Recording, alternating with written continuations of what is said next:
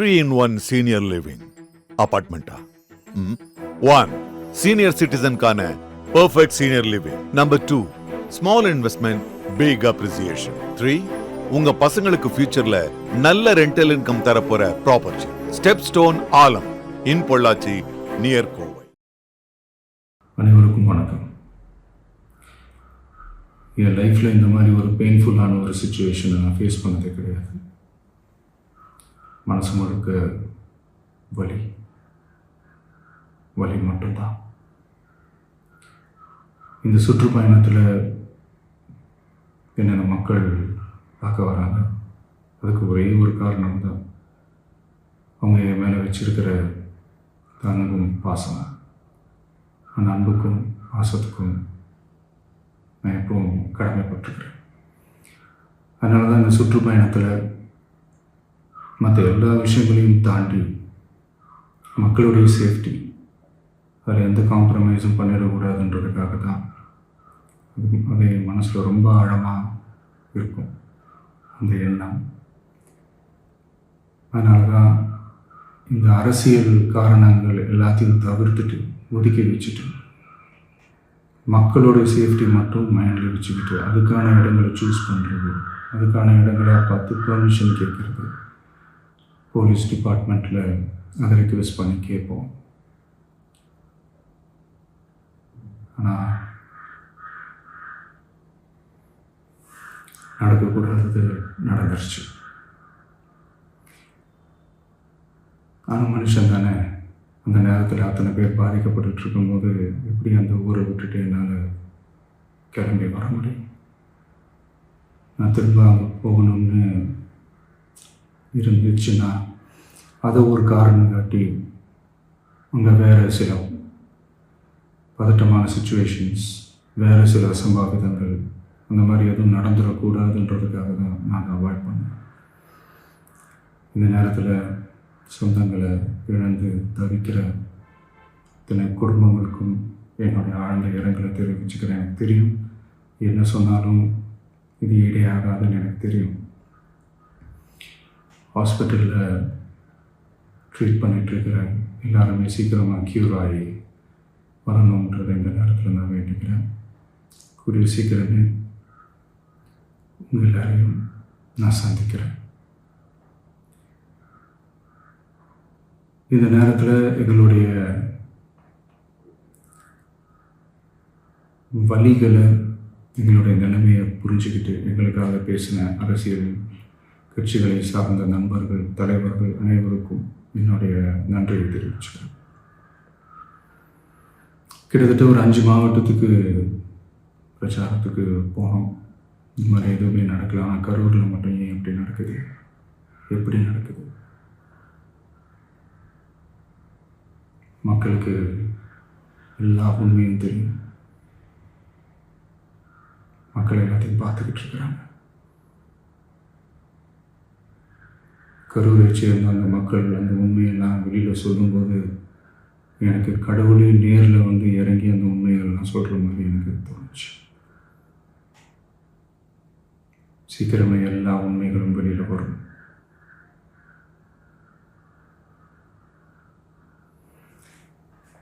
எங்களுக்கு தரப்பட்ட இடத்துல நாங்கள் போய் அந்த ஸ்பாட்டில் நின்று நாங்கள் பேசிட்டோம். அதை தாண்டி எந்த தவறும் எங்கள் சைடில் நாங்கள் எதுவும் செய்யலை. பட் இருந்தாலும் எங்கள் கட்சியை சேர்ந்த நிர்வாகிகள், தோழர்கள் மேலே எஃப்ஐஆர், அது மட்டும் இல்லை சோஷியல் மீடியாவை சேர்ந்த நண்பர்கள், தோழர்கள், அவங்க மேலே எஃப்ஐஆர்லாம் போட்டு இப்போ பிடிச்சிக்கிட்டு இருக்கிறாங்க.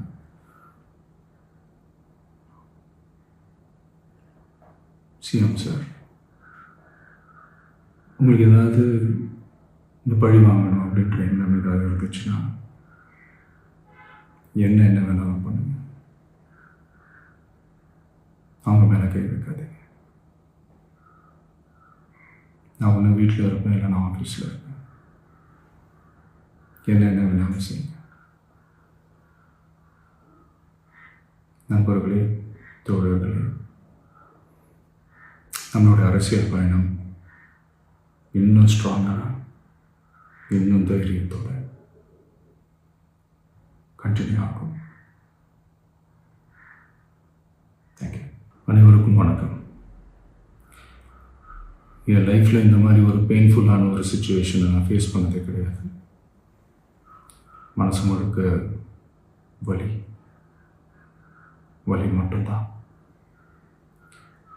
இந்த சுற்றுப்பயணத்தில் என்னென்ன மக்கள் பார்க்க வராங்க, அதுக்கு ஒரே ஒரு காரணம் தான், அவங்க என் மேலே வச்சிருக்கிற அன்பும் பாசம். அந்த அன்புக்கும் பாசத்துக்கும் நான் எப்பவும் கடமைப்பட்டிருக்கிறேன்.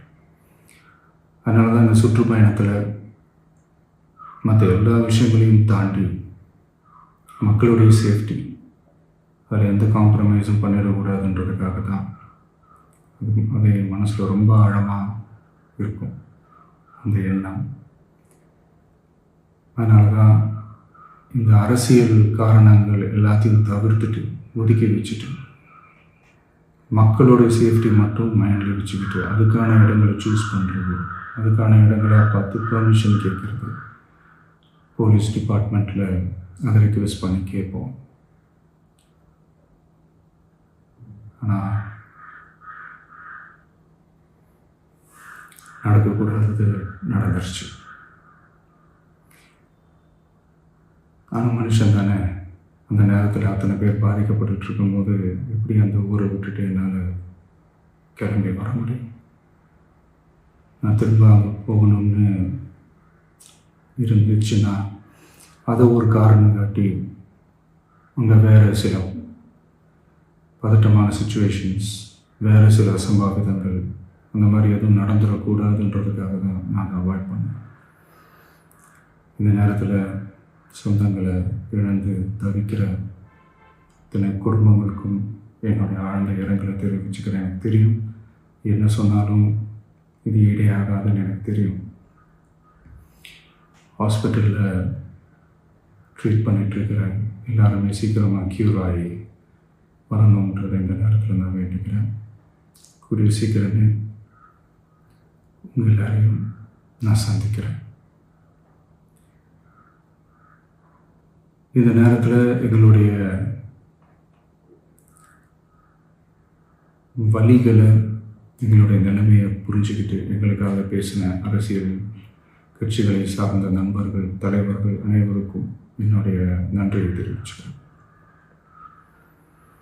கிட்டத்தட்ட ஒரு 5 மாவட்டத்துக்கு பிரச்சாரத்துக்கு போனோம். இந்த மாதிரி எதுவுமே நடக்கல. ஆனால் கரூரில் மட்டும் ஏன் எப்படி நடக்குது, எப்படி நடக்குது? மக்களுக்கு எல்லா உண்மையும் தெரியும். மக்கள் எல்லாத்தையும் பார்த்துக்கிட்டு இருக்கிறாங்க. கரூரை சேர்ந்த அந்த மக்கள் அந்த உண்மையெல்லாம் வெளியில் சொல்லும்போது எனக்கு கடவுளே நேரில் வந்து இறங்கி அந்த உண்மைகள்லாம் சொல்கிற மாதிரி எனக்கு தோணுச்சு. சீக்கிரமே எல்லா உண்மைகளும் வெளியில் வரும்.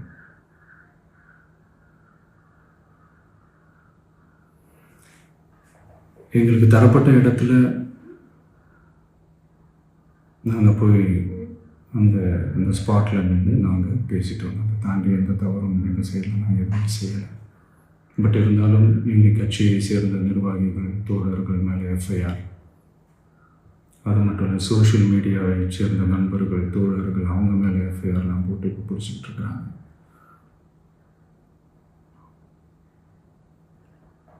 சிஎம் சார்,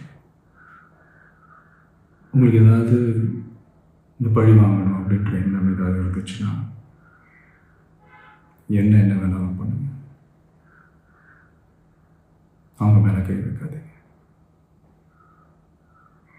நான் ஒன்று வீட்டில் இருப்பேன், இல்லை நான் ஆஃபீஸில் இருப்பேன். என்ன வேணாலும் செய்யுங்க. நண்பர்களே, தோழர்களே, நம்மளோட அரசியல் பயணம் இன்னும் ஸ்ட்ராங்காக, இன்னும் தைரியத்தோட கண்டினியூ ஆகும்.